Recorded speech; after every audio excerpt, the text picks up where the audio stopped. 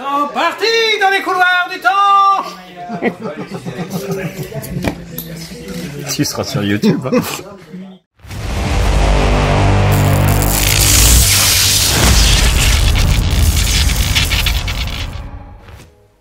Et amis du poil, bonjour, bonsoir, je m'appelle Atliff, je suis super content de vous retrouver pour une nouvelle vidéo sur ma chaîne Paint for Fun.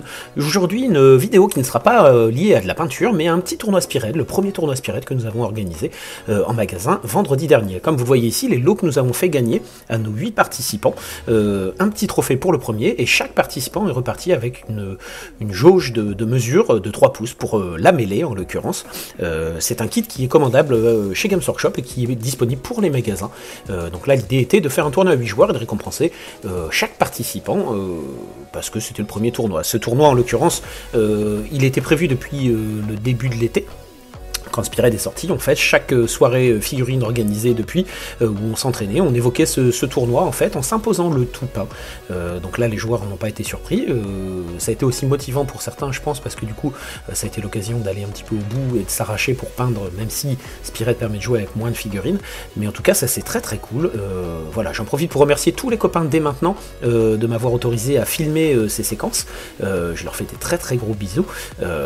Voilà, je leur avais dit que je ferais un petit montage derrière pour vous débriefer comme ça. Donc le kit est assez sympa effectivement, on s'était entraîné, tout était pas, on a limité à 8 joueurs, tout simplement pour faire 3 parties dans la soirée. Le tournoi était organisé de 20h à minuit, 1h à peu près on va dire, donc j'ai convoqué les joueurs à 19h30, le temps de faire le tirage au sort, leur expliquer un petit peu tout ça, et puis donc après je leur ai présenté comment allait se faire le tournoi avec un système de ronde suisse, et là j'ai utilisé un système absolument incroyable, très technique, que je vais vous exposer pour faire les pairings et le classement final.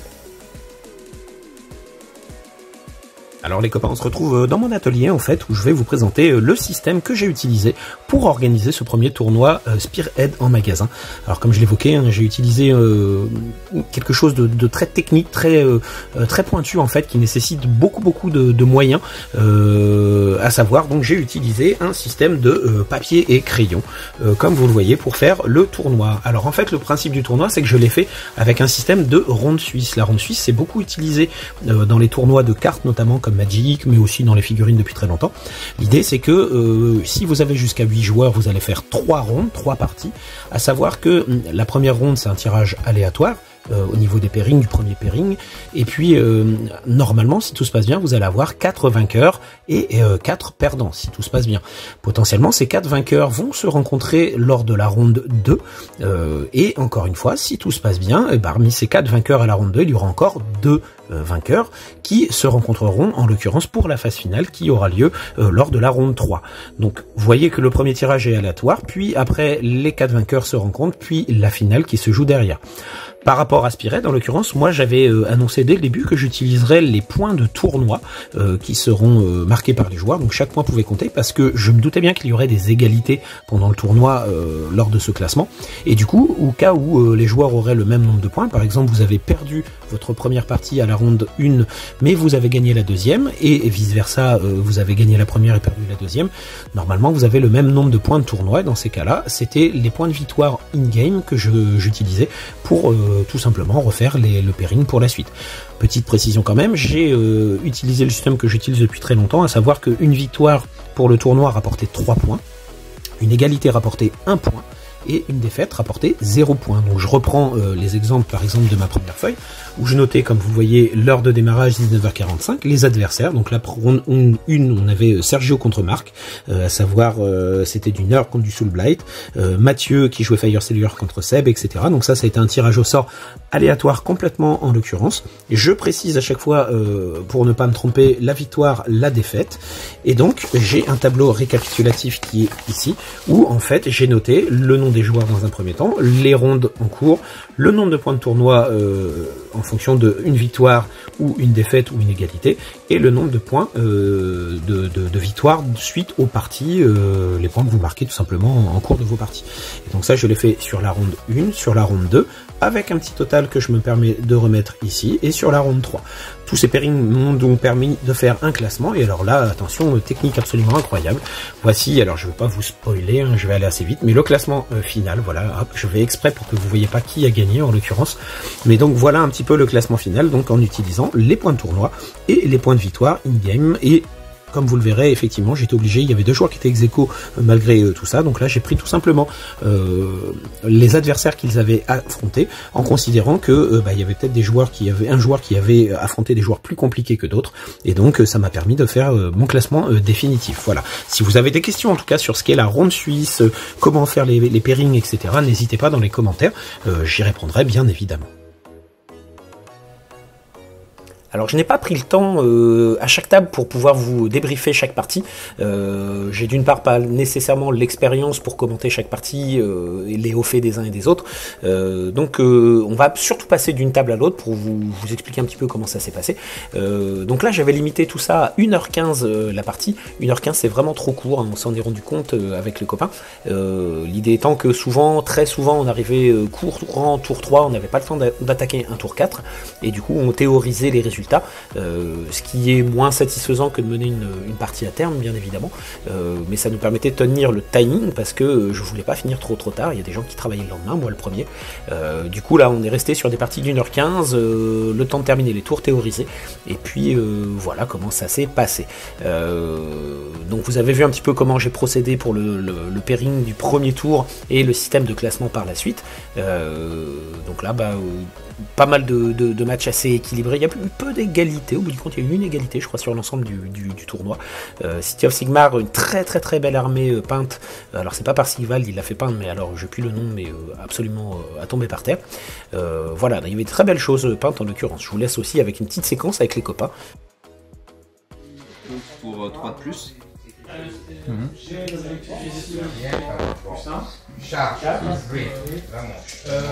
Je vais dire que lui va se désengager gratuitement. C'est mon mode de machin.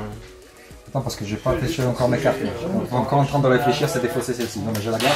Et puis J'ai fait le coup. Tactique de bataille rase et tout. Vous exécutez cette tactique de bataille à la fin de votre tour s'il y a au moins une unité amie à 3 pas du bord long du champ de bataille en territoire ennemi. Donc ça me fait 5 points. Ouais. Ça fait 9. T'es à 9. Tu t'envoles, mon petit bonhomme. Enfin.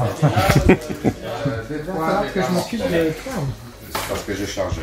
Un dégât mortel. Bah, il lui reste un PV. Après. 3 attaques. En plus. Ça ressemble vraiment moche. Mais moi je t'aime. Je t'aime. Pas plus. Je t'aime. Un 6. Et bah du coup à 4. Ça tente. Ok. Et il va me rester lui là. Oh, la première fois qu'il va passer longtemps. Alors il va attaquer avec son petit bâton de feu. Ouais. C'est du 3 plus 3 plus. Ah ouais d'accord. 3 plus, c'est à moins 1 pour 3 dégâts. Alors pour vous donner un petit peu une idée quand même des 8 participants, nous avions Lucas qui jouait Cruel Boys, Marc qui est venu en Soulblight Gravelord, Seb qui était avec ses Stormcast, il était à l'image juste à l'instant, Maurizio qui est venu jouer sur la droite sur la vidéo que vous voyez ici avec ses Antenuis. Face à lui il y avait Sergio qui jouait Magotin of Nurgle.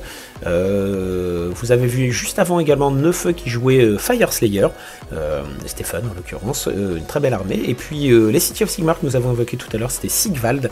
Je lui fais d'ailleurs un très gros bisou, c'est grâce à Sigvald que nous avons cette magnifique séquence d'introduction. Et puis Mathieu qui jouait Fire Slayer, donc 2 joueurs Fire Slayer sur l'ensemble du tournoi, et puis sinon que des factions différentes. Alors encore une fois, j'ai pas l'expérience ni le retour pour faire une analyse complète de tout ça. Vous mettre tous les résultats à chaque pairing, je vous ferai un classement final, ça me paraît bien assez suffisant. Moi j'ai été assez surpris par les Fire Slayer, je trouve qu'il y a une belle présence sur table, beaucoup d'unités, et j'aime beaucoup aussi la polyvalence que permet le choix des runes à chaque tour. À chaque tour vous pouvez choisir une rune, donc il y en a 4 différentes, c'est une fois par bataille.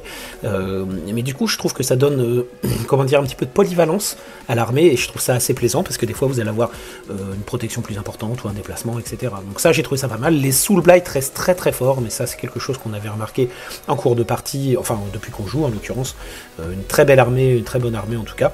La petite déception effectivement, ça serait les City of Sigmar. Clairement, il y a un souci, je trouve que ça touche pas très fort, ça blesse pas très bien, et puis surtout les ordres, qui pourraient être un vrai plus en fait pour cette faction, en fait le fait de stocker un ordre et de garder quand même la carte tactique par la suite, vous pouvez le faire qu'une fois par bataille, et ça je trouve que c'est beaucoup trop limité malheureusement, donc City of Sigmar nécessiterait un vrai rééquilibrage, je pense, pour la suite et le développement du jeu en tout cas. Ça semble bien, hein. Alors un déploiement qui finit. Non, c'est pas fini. Mais t'en manques encore? Non, c'est juste que je réfléchis encore. Ah oui.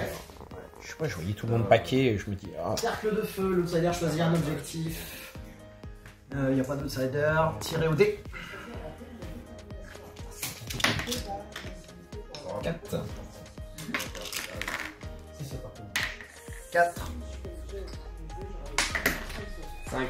Oh, ça fait un 4. Ça sert à quoi? Cet objectif n'est plus contrôlé par aucun joueur et ne peut plus être contesté ni contrôlé à ce tour. De plus, à la fin de chaque round, 2 tours, un des 3 BM. Putain, un des 3 BM.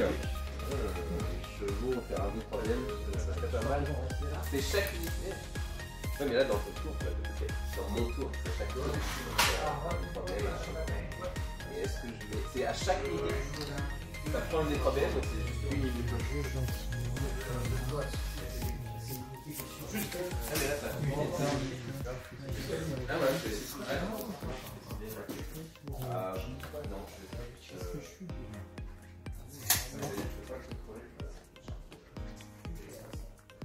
Lui è un movimento differente, Ah sì, scusa, hai ragione. Allora, questo erano i fantasmi, infatti. Lui, anche lui.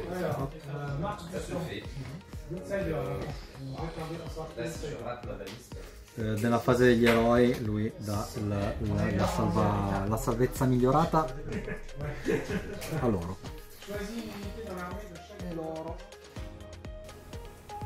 Ouais, comme je disais, les Soul Blight, effectivement, avec la capacité pour les squelettes de rip-hop à chaque phase de mêlée, ça c'est quand même très fort. La cavalerie qui est très mobile, ça c'est aussi très intéressant aussi. Les Maggot King, moi j'aime beaucoup, c'est une faction que je joue personnellement aussi. Alors il y a une mouche et des porte-pèces qui arrivent au 3e tour, mais je trouve que ça tank quand même vraiment pas mal et c'est plutôt plaisant à jouer. Là on avait une partie qui a été assez tendue avec 2 joueurs qui se connaissent très très bien. Enfin tendue, ça reste très amical. Hein. Cruel Boys qui est ma faction de cœur aussi, que j'apprécie beaucoup, et c'est des joueurs réguliers qui se connaissent vraiment bien. Donc ils l'ont joué un petit peu différemment. Hein. Là, Lucas qui joue les Cruel Boys a été très offensif pour changer a priori par rapport aux parties qu'il joue habituellement.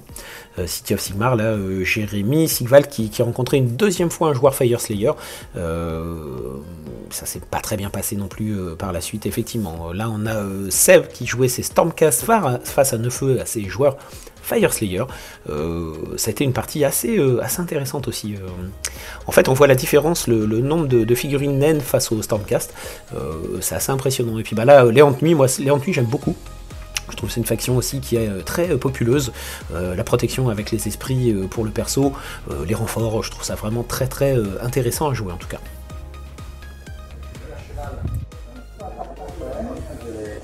N'importe quelle phase de héros, tu peux planter le bâton. Ouais. Dans ce cas-là, toutes les unités amies ont une protection à 5 tant qu'elles sont complètement en de. Ok. Ils sont partis dans les couloirs du temps. Tu seras sur YouTube. Hein. Ils ont mis les Zetkai. C'est une catastrophe.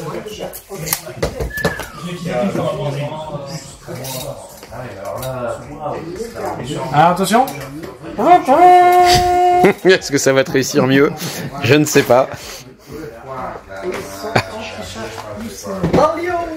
Ok. Je vais te saigner comme un gros porc. Je les connais. Tu connais les. Alors moi ça arrive au 3e tour. Non, les choses. Alors, l'ensemble.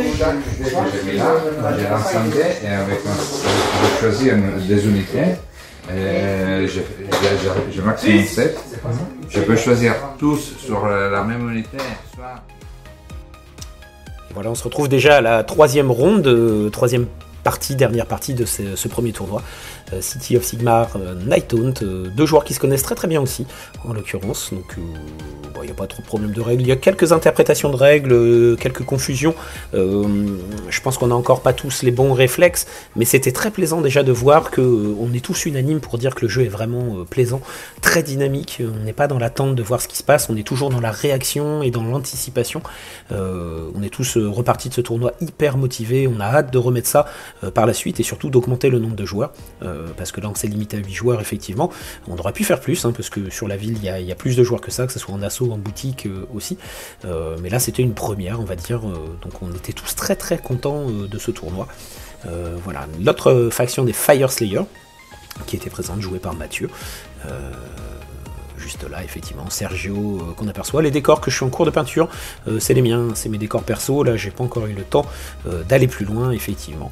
Et puis voilà. Alors en tout cas, le classement final, je vais vous le donner maintenant, en utilisant donc le système que j'ai évoqué avec vous dans la petite séquence précédente. Là, c'était en l'occurrence la finale, une très très belle partie, très serrée, Seb contre Lucas. Voilà, donc les 8 copains qui sont ici, merci à vous. Je vous fais de très très très gros bisous encore une fois. Merci de me permettre de proposer la vidéo derrière. Merci pour votre bonne humeur en tout cas. Et donc le classement final, nous avons donc en partant de la fin Sergio qui jouait Magodkin of Nurgle avec 0 points de tournoi et 34 points de victoire en cours de partie. Le 7ème, ça sera donc Sigvald en City of Sigmar, 1 point de tournoi, 36 points de victoire. Le 6ème, Neufeu qui joue à Fire Slayer, donc 3 points de tournoi pour 40 points de victoire. Le 5ème, Mathieu, 4 points de tournoi et 30 points de victoire. Le 4ème, Maurizio qui jouait les Hantes Nuit avec 6 points de tournoi, donc 2 victoires pendant le tournoi et 49 points. Le 3ème, c'est Seb qui jouait les Stormcast, qui est également à 6 points et 49 points de tournoi. Vous voyez donc que le 3ème et le 4ème ont le même total, le même nombre de points de tournoi et le même nombre de points de victoire en cours de partie. Ce qui les a différenciés, comme je l'ai évoqué peut-être précédemment, c'est tout simplement les adversaires qu'ils ont pu rencontrer.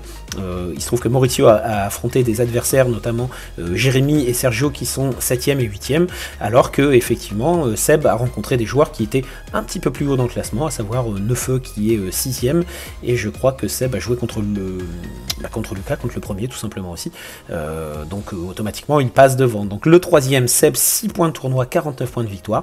Le second, Marc avec 6 points de victoire, 54 points de tournoi, le joueur Soulblight en l'occurrence. Et donc le premier, bravo à lui, Lucas, que vous voyez avec le trophée en main sur la photo qui est ici, qui jouait donc les Cruel Boys avec 3 victoires, donc 9 points de tournoi et 63 points de victoire. Donc il a sévèrement poutré quand même.